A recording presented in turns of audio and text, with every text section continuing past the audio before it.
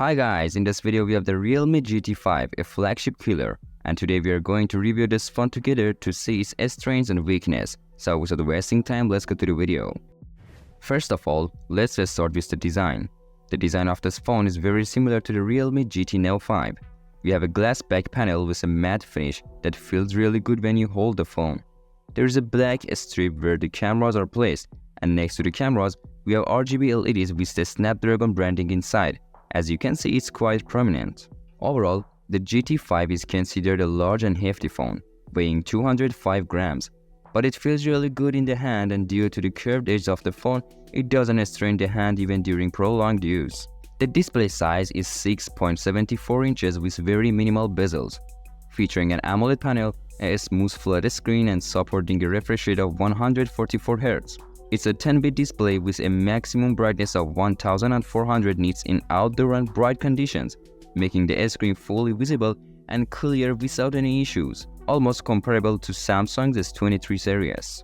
The black color looks really beautiful, and other colors also look very attractive, and there are no issues with the display.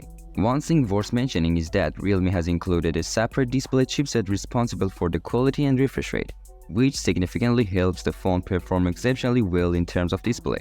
Now let's move on to the next section, the battery, which is one of the best features of this phone. The Realme GT5 has a 4600 mAh battery and, more importantly, supports 240-watt fast charging, which is really impressive. And I should also mention that this 240-watt charger along with its cable are included in the box. The phone charged up to 50% in 6 minutes and takes just 15 minutes for a full charge, which is truly astonishing. You might think that with 240-watt charging, the phone would get really hot, but I must say the Realme GT5's thermal management is really good and only gets slightly warm without overheating. In terms of battery life, the phone is not excellent but performs well and is acceptable. In this part, we have the fingerprint sensor, which works exceptionally well. It's really fast and reliable, and you can customize it with your favorite animations for fingerprint scanning.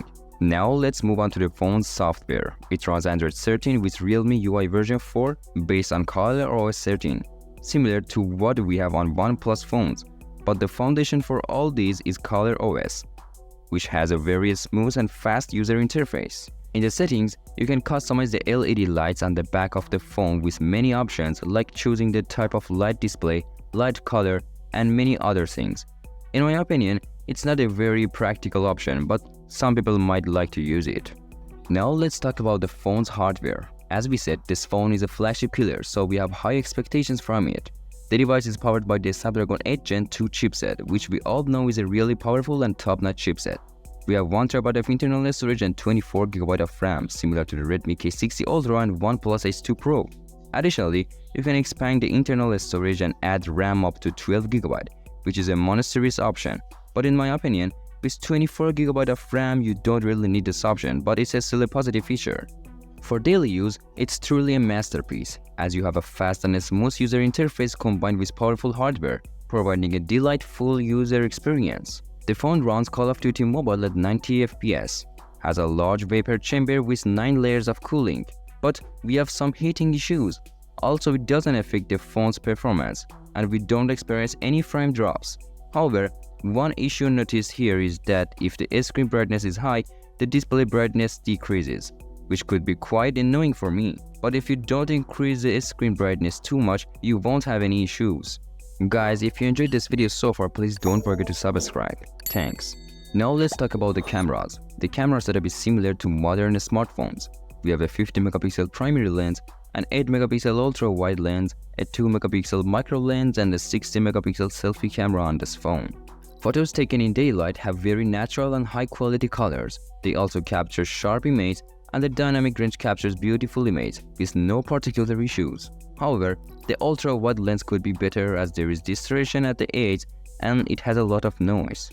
Unfortunately, the micro lens doesn't perform well. It doesn't capture many details. And one strange thing is that Realme has removed the microscopic lens and replaced it with this micro lens. In low light, photos from the primary lens are still good but not extraordinary. They're acceptable, and when you activate night mode, the colors are enhanced and overall, it provides a better image. But the difference is not significant.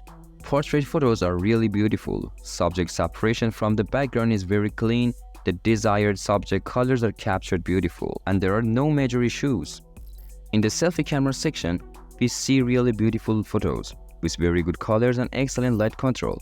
And this lens captures really good portrait image with good subject separation from the background, and overall, the selfie camera performs better than expected. In conclusion, the Realme GT5 is a flagship killer with a very beautiful and stylish design, very powerful hardware with a fast software, and also a top-notch charger. It's a high-end phone that can definitely meet your needs for a smartphone. Guys, it's the end of the video and thanks for watching. If you enjoyed this, please like, comment and share this video with your friends, and don't forget to subscribe.